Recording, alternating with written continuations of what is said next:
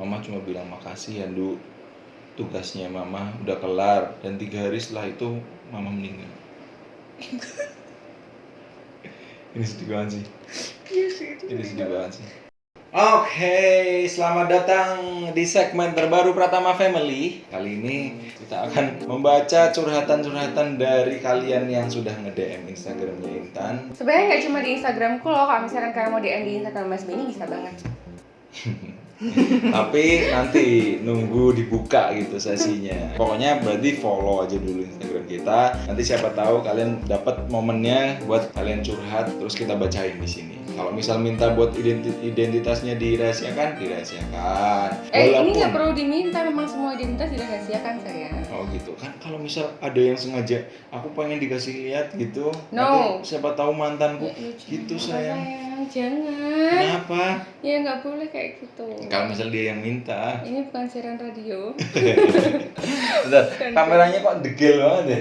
Nah, gini kan agak enakan ya ta? Ya, walaupun curhatan kalian di sini mungkin tidak mendapatkan solusi sama sekali, tapi paling tidak long lah, ada tempat curhat. Siapa tahu juga ini selalu diberlakukan ini. Siapa tahu juga dapat solusi malah dari komen yang ada di bawah. Makanya kalian kalau yang misal baca-baca bukan orang yang curhat, siapa tahu ada solusi menurut kalian gimana di masalah yang nanti kita bacain, tulis aja komen langsung ya. Jadi setiap kasus, oh aku ada solusi, tulis. Next di video yang sama nih masih ada kasus, oh aku ada solusi juga, tulis gitu. Pokoknya kalian mau komen setiap ada masalah juga nggak apa-apa. Betul, jadi kita sama-sama saling membantu. Wah, positif sekali channel ini. Tapi aku aja yang bacain, kamu yang ngasih solusi. Ini kan cewek kan biasanya kan kalau disurhatin gitu kan, ya kan. Oh iya, curhatannya itu nggak usah banyak-banyak. Next kalau kalian yang mau ikut, segini aja nih kira-kira. Jangan berparagraf-paragraf. Jangan sampai yang di scroll. Pokoknya kita pilih curhatan yang simple, padat, jelas isinya. Oke. Yang pertama, masalah yang pertama. Kemarin temanya itu adalah pengalaman yang paling sedih, menyedihkan versi kalian yang pernah dialamin. Wow, banyak banget. Pengalaman pertama saya ini udah berat sih ya yang munculnya. Bismillahirrahmanirrahim. Pengalaman paling menyedihkan dari kecil. Aku nggak pernah ngerasain hidup bareng kedua orang tuaku. Bisa ngerasain setiap hari ketemu ibu itu baru 3 tahun. Itu pun karena ibuku sakit dan bapakku nggak pernah pulang mbak sampai ibuku meninggal. Jadi bapaknya belum pernah pulang sama sekali. Kamu belum pernah ketemu sama bapakmu gitu? Iya, mungkin gitu. Atau menurut madam gimana? Madam sih. Kan itu kan dia tidak menceritakan detail, tapi malah bagus sih. Maksudnya kan kita cuma tahu garis besarnya aja gitu. Dia nggak ketemu sama orang tuanya dari lahir dan hanya ketemu saat ibunya sakit ya 3 tahun terakhir. Kalau aku sih karena aku hidup sama orang tua dari kecil, pastinya itu menyedihkan banget sih sayang. Apalagi mungkin aku nggak tahu sih dia udah pernah ketemu sama orang tua sama bapaknya atau belum, atau malah belum sama sekali ketemu bahkan lihat orangnya. Nah itu menyedihkan sih. Cuman kan pasti ada orang-orang yang sayang di sekitar kita nih. Pasti. Jadi kalau bapak kandung itu akhirnya kalau yang itu tuh akhirnya cuma jadi bapak genetik aja. Bukan bapak kayak ikatan batin. Ikatan batin bisa sama orang lain yang nyayangin kamu. Jadi jangan terlalu fokus sama bapakmu, fokus sama orang yang sekitarmu yang sayang sama kamu. Wih, cakep gak tuh? Next ya sayangnya. Memang ini rumah orang tuaku, tapi omongan itu keluar. Aku ngerasa di sini aku cuma ngekos, sampai nggak pulang rumah semalaman dan sampai dicari pasanganku. Dia juga sempet telepon ayahku, kata dia jawabannya nggak enak. Katanya sudah tua, jadi semalam itu nggak ada yang nyariin aku. WhatsApp pun nggak sama sekali. Paginya baru di WA. Alhasil aku bilang aja yang selama ini aku pendam, termasuk perlakuan orang tuaku ke aku, dengan ortuku ke kakakku dan istrinya beda. Oh jadi dia kayak merasa diwilih kasih gitu, dianaktirikan gitulah ya ceritanya ya. Dan sampai detik ini pun tidak ada perubahan. Aku banyak diberi saran sama pasanganku untuk sabar dan berusaha baik-baik saja, tapi apalah, aku perempuan yang sensitif dan apa-apa dipikir. Maaf Mbak Intan dan Mas Beni kalau baca ini jangan disebutin identitasku, makasih. Oke. Gini, mungkin tidak ada orang tua yang tidak sayang sama anaknya, itu kuncinya ya. Cuman ada beberapa orang tua yang mungkin lupa kalau sikapnya itu terasa berbeda di beberapa anaknya. Mungkin anaknya nggak cuma satu gitu. Tapi kuncinya adalah nggak ada orang tua yang nggak sayang sama anaknya. Memang ada poin-poin yang mungkin lebih di anak satu dan kurang di anak satunya gitu. Nah, sesalah apapun orang tua sama kita kan kita nggak boleh ngelawan sama orang tua. Nah, nggak boleh benci, nggak boleh apapun. Berarti nggak adil dong? Enggak. Bukan seperti itu. Yang penting kita sudah menyampaikan dengan cara yang baik-baik pula. Sudah sabar juga dengan semua perilaku yang menurut kalian di mata kalian tuh sebagai anak kurang enak diterimanya. Kalau misal ditagih, mana sih nih biaya kamu tak kandung? Wah, itu kan tidak terbalaskan. Jadi sabar-sabar aja, toh sabarmu itu juga terjadi ibadah. Ya, benar. gitu ya. Ceritanya sedih-sedih ya. Kita tuh salah tahu. Kenapa? Kita mulai sesi curhatan kita dengan sesuatu yang menyedihkan. Berat ya. Kita cari yang ringan-ringan aja dulu sayang. Tadi udah berat. Iya. Pengalaman menyedihkanku waktu SMA. SMA kelas 1, adekku jatuh pas main sampai tangannya patah dan sampai sekarang tangannya masih bengkong. Waktu itu aku nggak dikasih tahu dan denger justru dari temenku. Rasanya sedih karena waktu SMA aku ngekos. SMA kelas 3, bapakku jatuh dari motor dan waktu itu paling parah di bagian kepala, akhirnya operasi. Puji Tuhan operasi berhasil. Dan di SMA kelas 3 aku juga masuk rumah sakit karena sakit lambung. Itu menurutku paling menyedihkan. Oke, berarti buat kalian semua ya, kalian ini satu keluarga ini mudah-mudahan setelah kejadian itu sudah diberi kesehatan selalu. Amin. Oke, ini kalau yang panjang-panjang nggak akan kita ini ya. Soalnya panjang banget sampai ada 3-4 paragraf tadi kita nggak bisa screenshotnya. Ini sedih banget sih. Nggak siap. Harddisk laptop basah gara-gara ketetesan es teh yang dicakar kucing. Ya Allah, aku jahat banget, astagfirullahaladzim. Kejadian pas mondok di Bedurungan, deket sini. Iya, di Bedurungan. Pulang kuliah tumbas es teh, beli es teh. Kan terus dicantol ke bahasa Semarang kan. Tak cantol ke di paku, dicantolin di paku pintu. Masih plastikan tuh. Nah, laptopku aku taruh deket pintu. Oh, jadi di sini cantolin laptopnya di bawahnya. Aku tinggal bobo sebentar gitu kan. Kebangun gara-gara denger kucing nyakarin plastik es teh. Gini-gini. Kucing kan suka nyakar-nyakar gitu loh, sayang. Awalnya santai. Pas sudah nyadar kok rembes di bawah laptopku. Mulai panik kan. Akhirnya panas dingin buka laptop. Mati dong, nggak nyala laptopnya habis itu. Aku charge juga nggak mau. Akhirnya aku bilang bapak kronologinya. Lagi-lagi lapornya ke orang tua. Aku dimarahin. Iyalah, aku sedih, Ra. Gitu. Aku sedih nggak sih? Gitu. Sedih. Akhirnya aku beli harddisk lagi sama bapak tuh, walaupun udah diomelin, tetap dibeliin lagi. Soalnya bapak marah banget, ben bapak ademan gitu, mesti biar bapak agak ayeman hatinya. Aku ajak patungan beli harddisknya. Ya ampun, itu sedih banget. Itu sedih banget karena tidak semua orang memiliki jumlah uang yang segitu mudahnya untuk membeli sesuatu yang baru. Sebenarnya yang paling sedih bukan sedihnya, sayang. Kucingnya. Itu cuma karena es teh dan kucing gitu. Mending apa ya, rusak gara-gara laptopnya jatuh karena kita kesandung, masih ada dulu sama kita. Iya, agak berat ya. Iya, es teh gitu. Ini es teh yang lagi dicakar-cakar kucing gitu loh. Terus mau disalahin gimana kucingnya? Paling es teh harga berapa sih? 3.000, 2.000 mahal-mahalnya kan. Meong gitu-gitu doang kucingnya. Ya Allah. Sabar ya, sis. Next ya. Aku pernah jatuh dari motor mau ke kampus. Udah hampir mau sampai, terus celana aku bolong, Mbak. Mau nangis nih kok kayak familiar sama ceritanya gitu. Pulang tanggung, nggak pulang tapi celana aku bolong robek. Pulang tanggung, nggak pulang tanggung. Terus. Jadi karena aku kuat, persis familiar banget.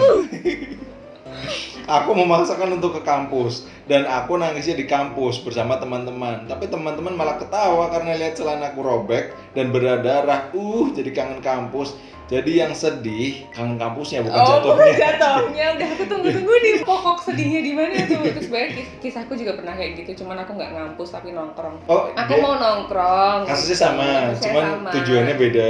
Nongkrong. Dan kamu bela-belain ke tongkrongan tetap. Tetap lah sudah sampai sininya darah-darah terus sobek gitu. Cuman aku hahaha aja di sana. Kamu nggak nangis? Enggak. Emang kuat beneran ya kamu ya? Insyaallah.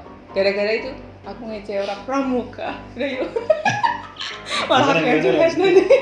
Awalnya kamu bawa motor. Aku bawa motor, terus ada anak pramuka kan pada gerak Jalan. jalan tuh loh, saya begini, ih panas kasihan gitu aku. Terus? Tapi dalam hati, terus habis itu aku kena pasir, gubiar gitu sih yang nolongin aku. Selang beberapa meter. Ya oh iya, cuman berapa aku cep gitu. Apa pas doang. kamu lagi gini, ih panas ya. Aku tuh nggak ngeliat, cuma kayak gini doang. Ih, Tapi habis panas itu ya, langsung berak gitu. Tapi yang nolongin aku juga anak pramuka itu, jadi Ya aku, ya Allah Allah. merasa bersalah banget. Mbak, cok. Next ya. Next. Paling menyedihkan saat Allah masih belum mengizinkan aku dan suami memiliki momongan. Wah ini agak. Karena tanggal 7 April kemarin, aku harus kuret karena hamil anggur. Semoga aku dan suami segera dikasih amanah kayak Mbak Intan dan Mas Beni.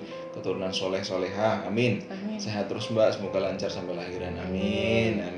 Kalau ini aku paham banget sih rasanya, maksudnya walaupun kisahnya beda tapi kan kuretase juga ya. Karena aku sudah pernah merasakan, jadi aku tahu rasa sedihnya kayak apa. Jadi semoga segera digantikan dengan sesuatu yang lebih indah dari itu. Amin. Tenang aja, ditunggu. Kita tidak akan kehilangan sesuatu kalau tidak mendapatkan yang lebih baik. Next ya. Dari dalam perut nggak pernah lihat muka asli bapakku selama 21 tahun.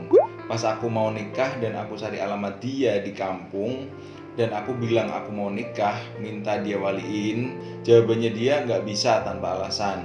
Gak jelas sampai aku bujuk-bujuk beliau tetap nggak mau. Alhasil aku pulang ke Jakarta dengan berurai air mata. Usahaku sia-sia dan berkas-berkas buat nikahku dipersulit dan aku harus balik lagi ke kampung, di Brebes kampungnya, untuk minta surat kuasa dari KUA Brebes kalau diwalikan dengan wali hakim. Hatiku hancur sehancur-hancurnya.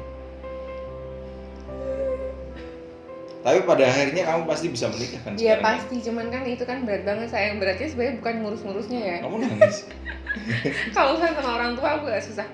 Beratnya mungkin bukan ngurus-ngurusnya ya. Kalau ngurus berkas kan orang mau nikah pasti ribet kan. Beratnya adalah di ketika ngomong sama orang tuanya dan orang tuanya nggak mau.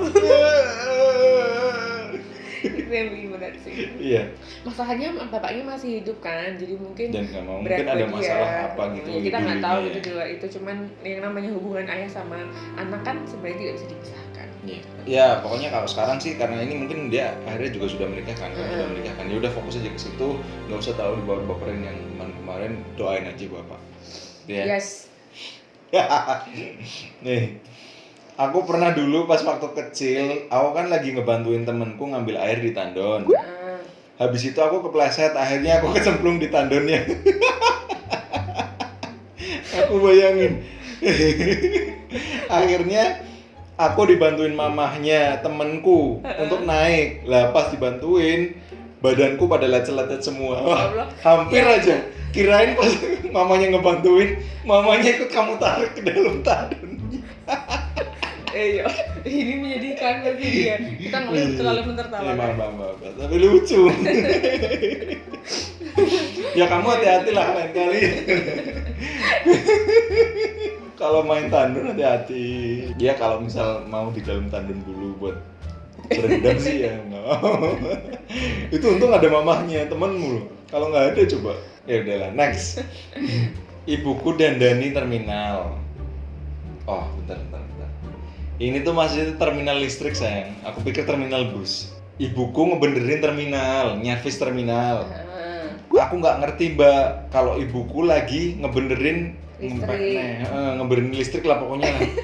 Dia bahasanya aku toko-toko ngempek nih. Iya aku tahu itu. Oh ngempek nih spidol listrik. Maksudnya ibunya kan lagi ngebenerin saluran listrik. Kan listriknya otomatis dimatiin tuh. Nah ini anak nggak tahu, dinyalain lah. Terus ibunya kesetrum. Terus aku diseneni katanya. Alhamdulillah. Ya parah sih itu, kamu wajib diseneni. Dia dimarahin katanya. Kan aku gak ngerti, pengen yel-yelan demi kebenaranku, tapi apalah daya. Takutnya jadi dianggap gak ada akhlak ya, bener. Ya bener lah. Lagian kamu memang salah. Iya. Syukur-syukur ibu kamu masih bisa marahin kamu saat itu. Iya, coba kalau misal gak bisa marahin kamu. Wah. Next. 5 tahun lalu pertama kalinya kerja dan terima gaji, langsung kasih sepenuhnya ke almarhumah mama. Kebetulan mamaku sakit keras mbak pada waktu itu. Aku cuma pengen mama ngerasain hasil jerih payahku untuk pertama kalinya. Mama cuma bilang makasih ya Ndu, tugasnya mama udah kelar. Dan 3 hari setelah itu mama meninggal. Ini sedih banget sih. Ini sedih banget sih. Maksudnya bukan karena uangnya ya gitu, tapi alhamdulillahnya sudah pernah memberikan kenangan manis gitu loh. Iya, mamahnya udah merasa aku udah berhasil, aku udah selesai gitu tugasnya. Ya alhamdulillah. Walaupun belum kan. Walaupun ya kalau misal nungguin anak ngebales ke orang tua tuh nggak bakal Maksudnya ada. nikah gitu loh, cuman kan mungkin mamanya ya Allah ini anakku udah ada hasil uang, berarti aku tinggal tuh anakku udah bisa sendiri. Dan setelah itu 3 hari mamanya meninggal. Mudah-mudahan husnul khotimah ya. Amin. Aduh, Ini aku harusnya makan dulu sebelum bikin konten. kamu ngapain? Nanti aku nggak ada yang makan kalau udah Madam Intan aja nangis terus Madam Intan. Besok kita bikin konsepnya kayak Mama dan AA Dede aja. Mama dan AA. Mama dan AA.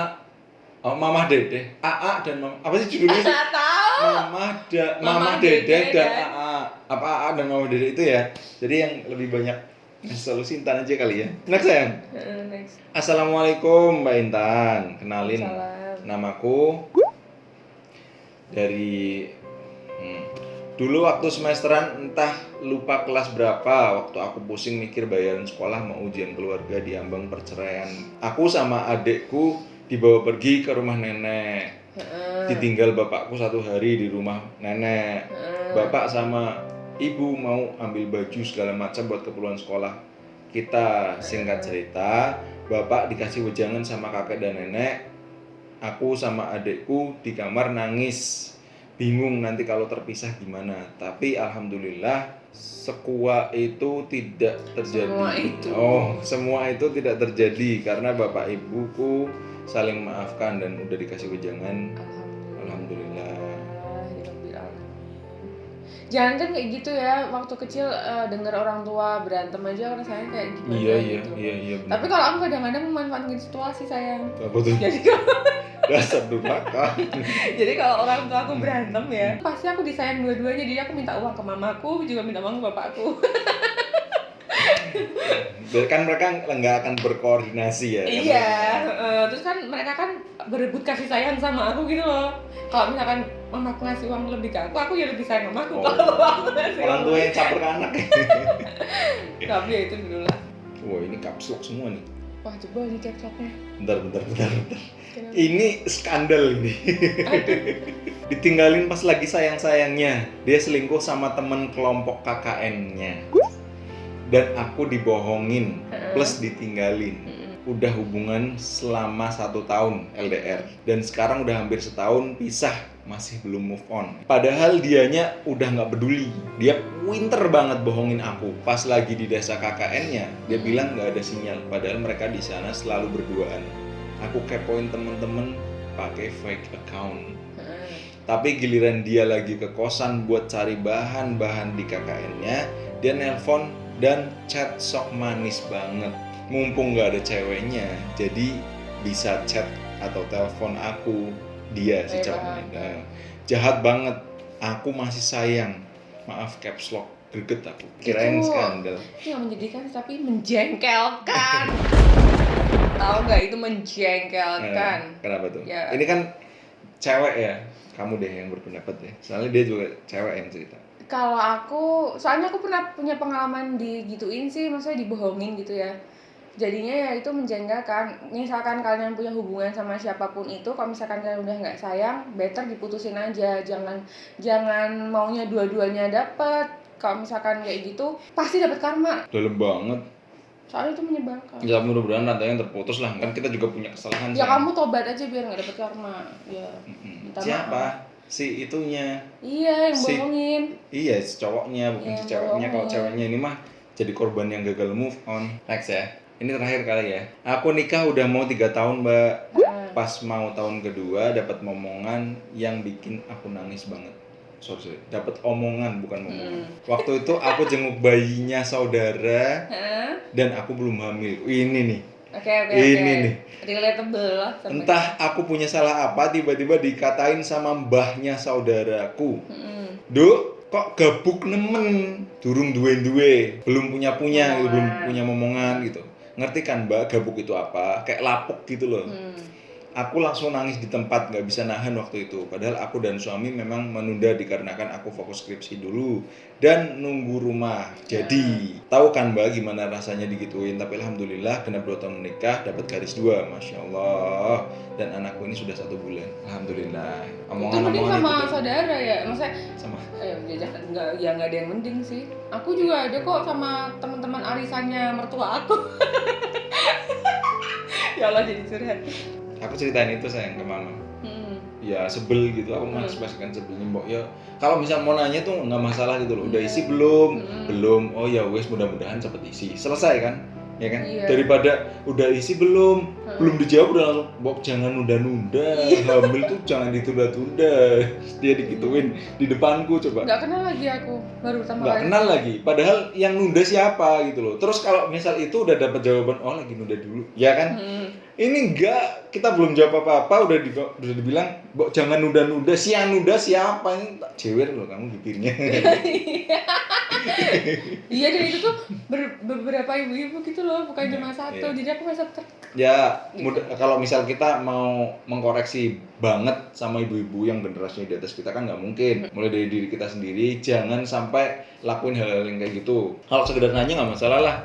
Udah isi belum gitu. Kalau misal mau nanya aja. Udah mau menikah belum? Belum. Oh ya udah nggak apa-apa. Udah mau nikah? Oh, ya, misalnya kuliahnya udah selesai belum? Belum nih, masih skripsi. Oh ya udah, semoga selesai. Mungkin kan skripsinya juga ditunda karena ada sesuatu yang lain, gitu kan. Udah. Kalau itu ini lebih dalam lagi, udah hamil belum? Kok jangan nunda-nunda dong, tuh lo si Sarina udah hamil duluan. Tolong kamu aja dulu. Itu pertanyaan menjanjikan. Kalau misalnya yang atas-atas ya udah biarin cuek. Bapak nelpon, jadi ya udahlah. Makasih udah nonton video ini sampai selesai. Kalau misal kalian mau ikut sesi curhat-curhat begini dan identitasnya tetap dirahasiakan, follow Instagram kita akan sering bikin di situ dengan tema-tema yang menarik. Oke? Dan jangan lupa di sini juga ada konten pasal nikah, yang itu kita mau ngebahas permasalahan-permasalahan yang mungkin kita alami di masa-masa pernikahan. Itu berat banget ya, soalnya kita ada rencana mau dibukukan.